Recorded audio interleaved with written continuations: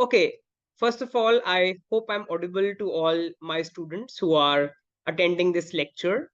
In this particular lecture, we are going to solve a couple of problems which have come up in the MA Economics CUET entrance for 2023.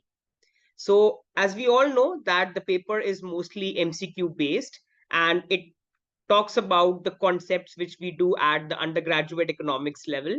Okay, so we are now formally starting with those MCQs, and time and again I'm going to use the whiteboard to explain and revise the concepts which we have learned at undergraduate economics, and how we can use those concepts to crack these MCQs.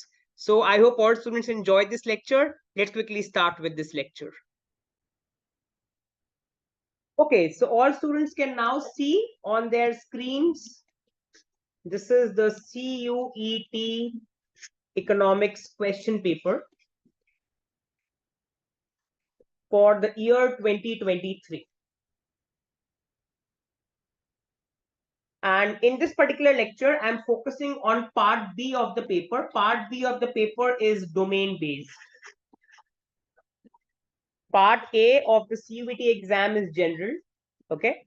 Part B is domain based, and our domain is economics. So we are going to look at problems in economics which have come up in the entrance for CUET economics.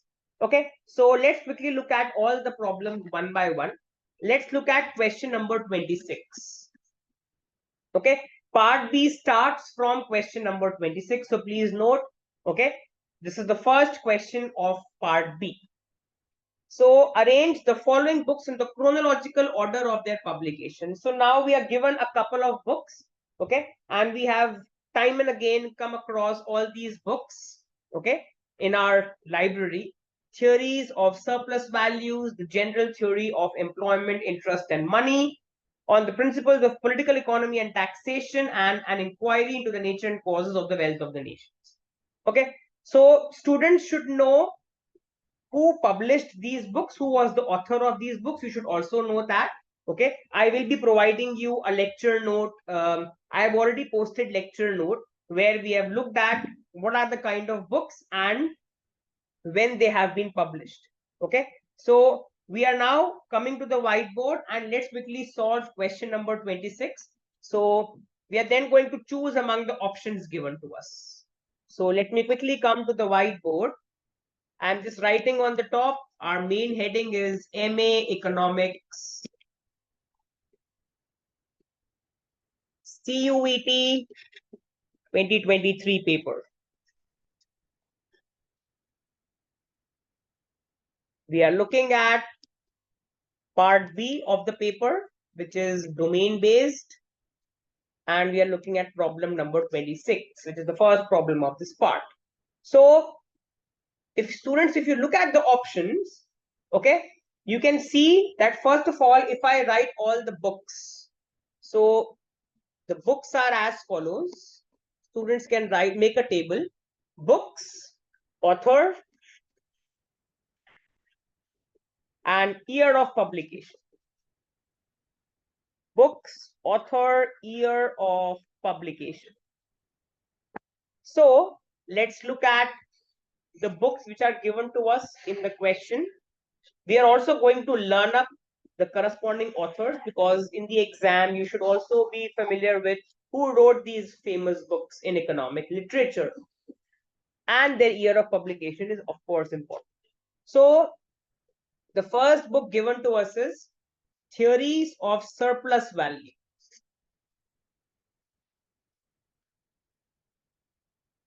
Who wrote this book? Students should learn up. Karl Marx.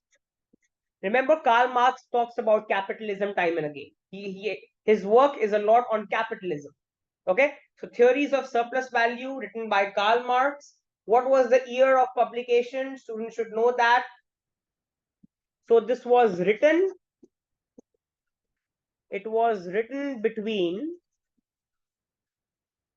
1862 and 1863, but not published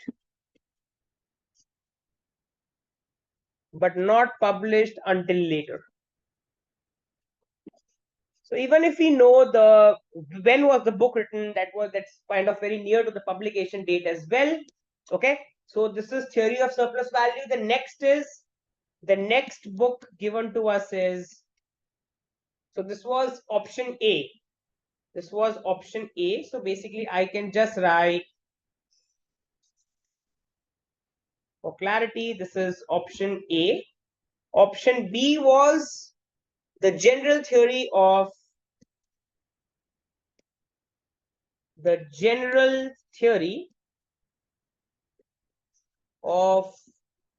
employment, interest, and money. The general theory of employment, interest, and money. Who wrote this book? This book was written by John Maynard Keynes. That's the author. We all know John Maynard Keynes. We have done Keynesian economy in our macroeconomics courses. Okay, so John Maynard Keynes published this book in 1936. So published in 1936. Okay, third book, third option, on the principles of political economy and taxation. On the principles of political economy and taxation. This book was written by which author? This book was written by David Ricardo. David Ricardo is a classical economist. Okay. And when was it published? It was published in 1817.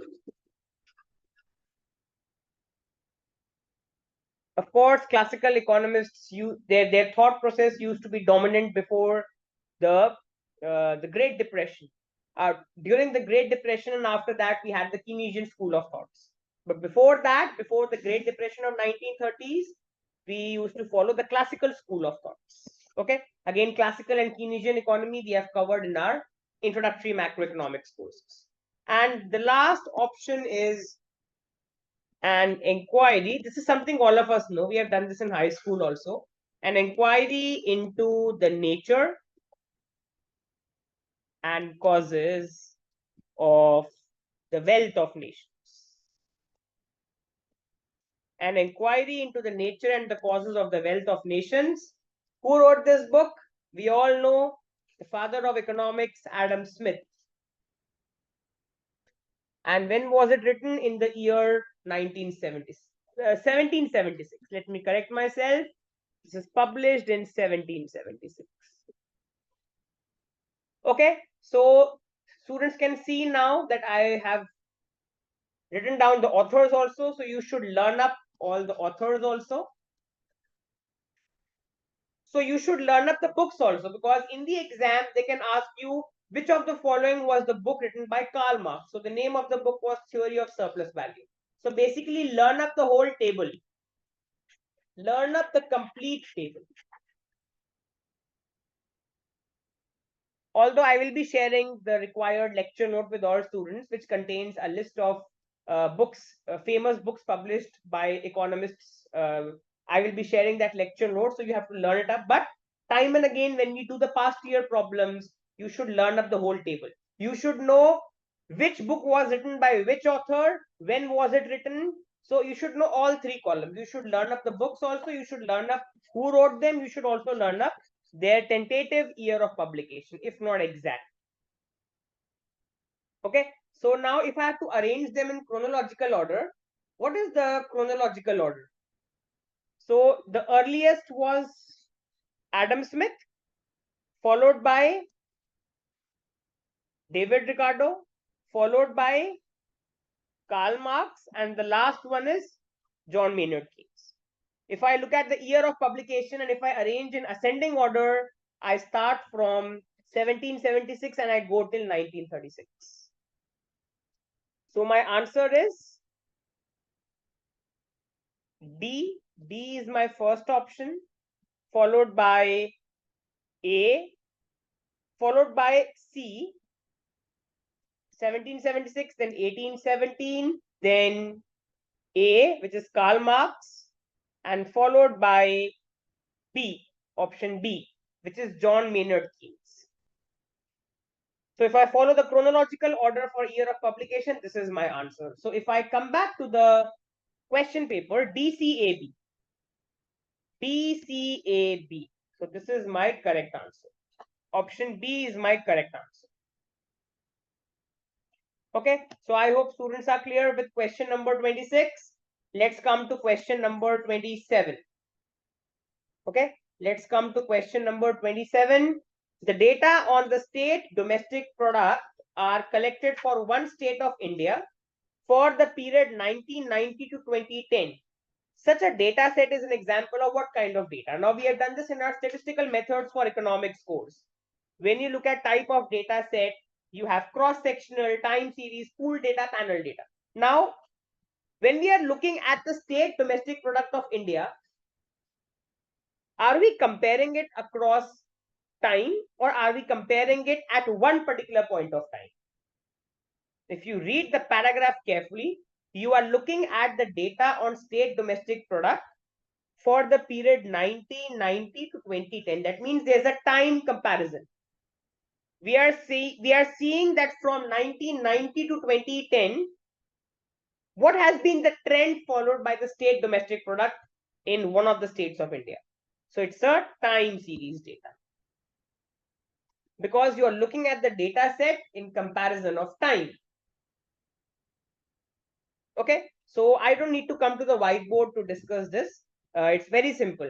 Time series data is going to give you a series of data points, okay, which are listed in a time sequence. That means you are looking at the variable with respect to time. Okay, so my correct answer is option B. Let's come to question number 28.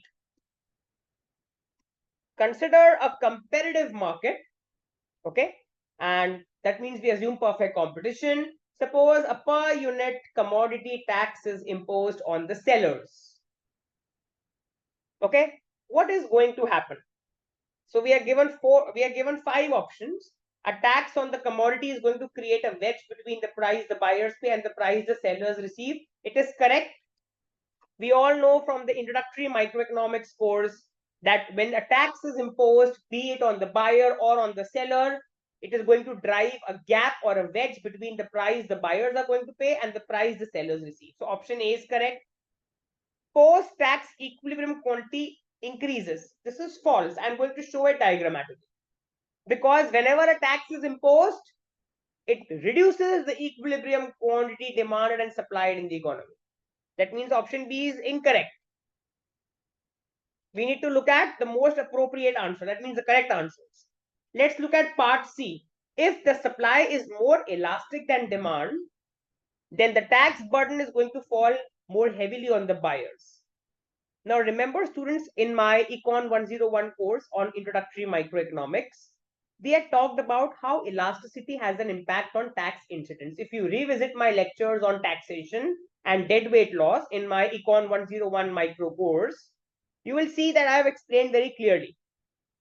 Very simple. Whichever curve is more elastic, that party will bear less burden.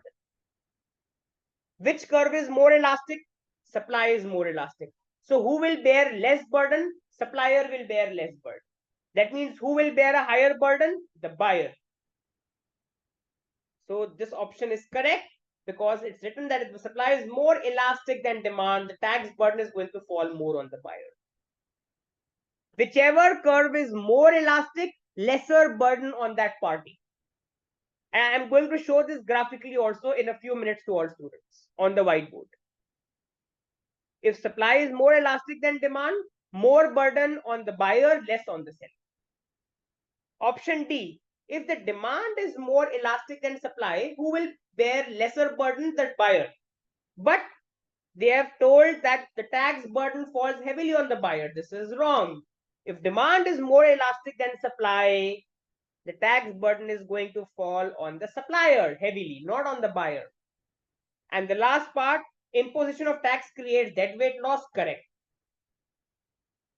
We all know that taxation leads to dead weight loss. So problem number 28 is my Econ 101 course on introductory microeconomics. If you have done that course properly, and if you have looked at lectures on taxation and dead weight loss, you should be able to crack this problem. Okay, problem number 27, if I say problem number 27 is tax. So you will find, so over time, I will be telling all students which question usually comes from which lectures of mine, because as you can see, for the MA Eco CUET entrance, I have prepared quite exhaustive content across all courses. So I will be linking all the courses to the questions asked in the paper. Okay, so 27 is basically type of data set. So it's based on stats. So if I write here, this is a stats based problem. And you can basically check up so my stats scores for this. You can basically check up my stats scores. So I hope students are cleared with question number 27 and question number 28. So I can write here, it's my stats scores. Okay. Stats is covered in my course Econ 203 as well, and it's also covered in Econ 104. So basically, if I just write, it's Econ 104. So that students get perfect clarity. Econ 104, basic statistics for economics. When you talk of type of data sets, that is where it comes from. Okay, so option A is correct. In question number 28, A is correct, C is correct, E is correct. It means my correct option is option C. And now let me come to the whiteboard. Erasing all this off, you can clearly see a diagram I'm drawing. And it's a revision from my Econ 101 Introductory Microeconomics course. This is quantity on the horizontal axis. This is price on the vertical axis. This is my downward sloping demand curve behaving the law of demand. This is my upward sloping supply curve behaving the law of supply. This is my initial equilibrium capital E, initial equilibrium quantity, initial equilibrium price and quantity. Now, when a tax is imposed,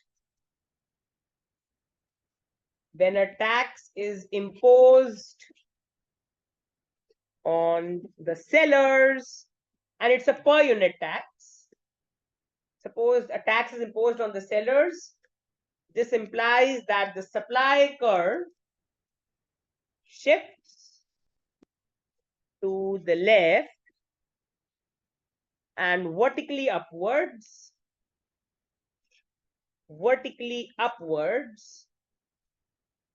exactly by the amount of the per unit tax T. So that means what happens to my supply curve? It's going to shift like this. This is my new supply curve. It's going to shift up exactly by the amount T. Okay. What is the price paid by the buyer? PB is the price paid by the buyer after the tax is imposed. QT is the equilibrium quantity after tax. You can see the equilibrium quantity is falling, and the price received by the seller is given by the initial supply curve. So the gap between PP and PS is nothing but T. The gap between PB and PS is exactly equal to the quantity tax or the per unit tax T. You can clearly see equilibrium quantity is falling. Okay. So you can also see that there is a wedge or a gap between the price paid by the buyer and the price received by the seller. You can also see that from the Econ 101 micro course, remember that this is my dead weight loss. I'm not discussing in depth. Students should watch my lectures in Econ 101. This is my dead weight loss. Okay. We have worked out consumer surplus, producer surplus, everything in my introductory microeconomics course. So please revisit my lectures on that. Taxation does lead to a deadweight loss. And I can also now show one more diagram that if supply is more elastic than demand, the burden will fall on the buyer. How do I show that? So if I erase this part off, if I continue with question number 28, so if supply is more elastic than demand, let me show that case. This is quantity, this is price. So demand is relatively less elastic, so I can say my demand curve is relatively steeper. Supply curve is more elastic. Supply curve. So I can say that clearly from the above diagram, the supply curve is more elastic than demand. The supply curve is more elastic than the demand curve. This is my equilibrium, initial equilibrium. This is price and quantity. Now, when a tax is imposed on the supplier, the supply curve shifts up. What is the price paid by the buyer? This is the price paid by the buyer. This is the quantity after tax. You can see quantity drops. What is the price received by the seller? This. See, the buyer bears a higher burden of the tax compared to the supplier. The gap between PB minus PE is more than the gap between PE and PS. Therefore, buyer bears a higher burden of the tax.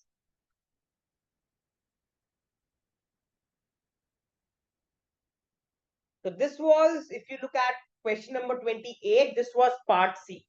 Therefore, I can say option C is also correct. So I have shown that A is correct. I have shown that I've shown that A is correct. I have shown that C is correct, and I have shown that E is correct. There is a deadweight loss. You can see in this case also, this is a deadweight loss. You can see that tax drives a wedge between the price paid by both the parties. And you can also see that if supply is more elastic than demand, buyer bears a higher burden. That means we have shown that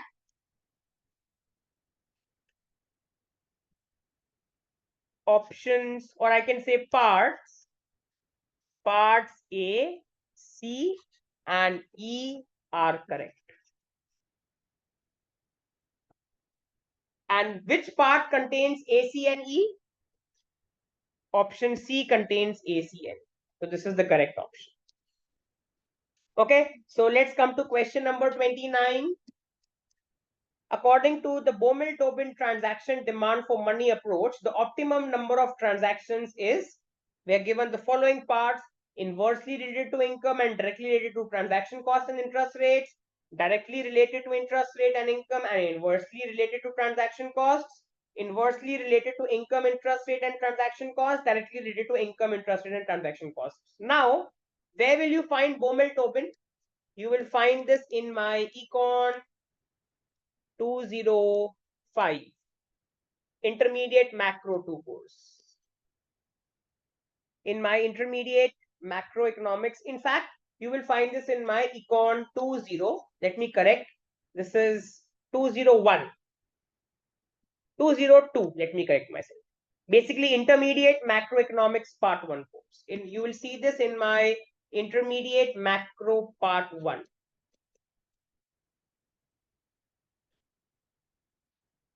When you go to my intermediate macro 1 course, in my lectures on money demand theory, you're going to find the Baumol-Tobin model solved completely. Now, of course, in this lecture, I'm not going to solve the complete model. I have just told students where you can find this in my content for MA Eco CUET. Okay, check out Econ 202 intermediate macro 1 course. Okay, so I'm just quickly coming to the whiteboard and writing the result. Okay, I'm writing the result which students should know from the Baumol-Tobin model. So this is question number 29. Okay, and I can write from my econ 202 intermediate macro 1 course. Recall that the optimum number of transactions, the optimum number of transactions in the Baumol-Tobin model,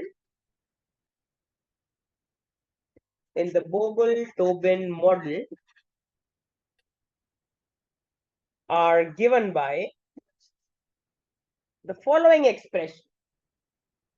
So N is equal to RTY over 2A to the power half. You'll see this completely solved in my lecture, where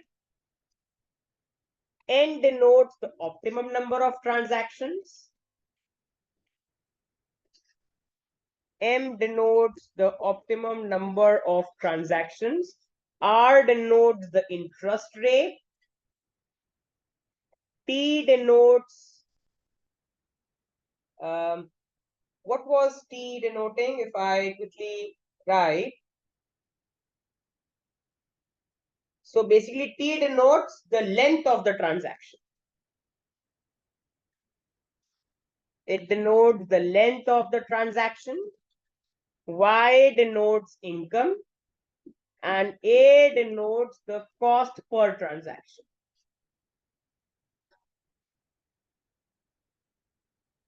From the formula, what can you see? So from the formula, we observe from the formula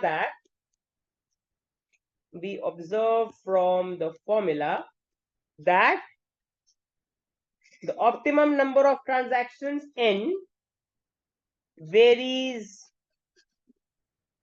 positively with R and Y and negatively with A. I can say that the optimum number of transactions varies positively with the interest rate and income. It varies negatively with the number of transactions. So in the options given to us, if I come back to the question paper, it varies positively with interest rate and income. So directly related to interest rate and income. Interest rate is R, income is Y, inversely related to the transaction cost A. The correct answer is option B. The correct answer is option B. So ultimately, students, in the CUET paper, what you need to know is again the core concepts we have done at undergraduate economics. If you know those core concepts well, then solving these MCQs should not be a problem at all. You can score very well in your entrance exams, provided your base at undergraduate economics level is absolutely clear. So my correct option is option B. Okay, and then let me look at the last question for this particular lecture, problem number 30. Given below are two statements. So this is statement 1, students can see, and this is statement 2. In the light of the above statements, we need to check which of them is true and false. So statement 1 says that in 2020, a farmer purchased 5 new tractors at 2 lakh each. He sold his 5 old tractors to other farmers for 50,000 each in the same year. The net increase in GDP 2020 due to these transactions is 12 lakh 50,000. Another statement is saying that in 2020, a farmer purchased 5 new tractors at 2 lakh each. He sold his 5 old tractors to other farmer for 50,000 each in the same year. The net increase in GDP of the year 2020 due to these transactions is 10 lakh. Now, which of these is correct? Let me come to the whiteboard. So, first of all, let me write the transactions for all students. We are given what?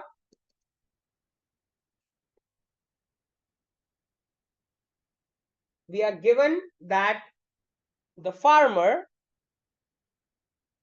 okay, let me write the question here on, let me write the piece of information given on the whiteboard. I can write that in 2020, a farmer purchased 5 new tractors at rupees 2 lakh each, and he sold his 5 old tractors to other farmer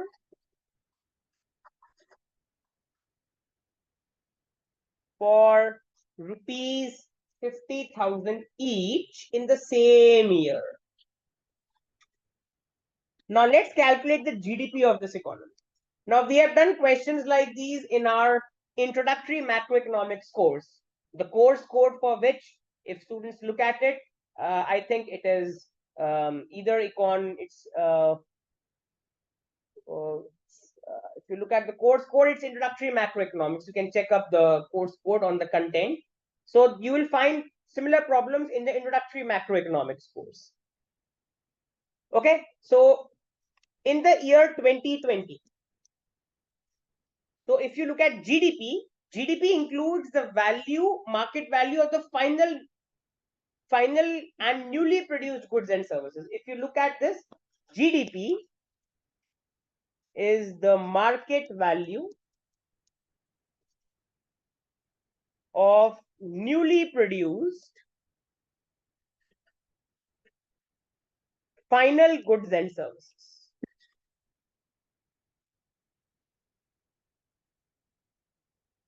In a given accounting year. I can also write market value of the newly produced final goods and services within the domestic territory. Within the domestic territory,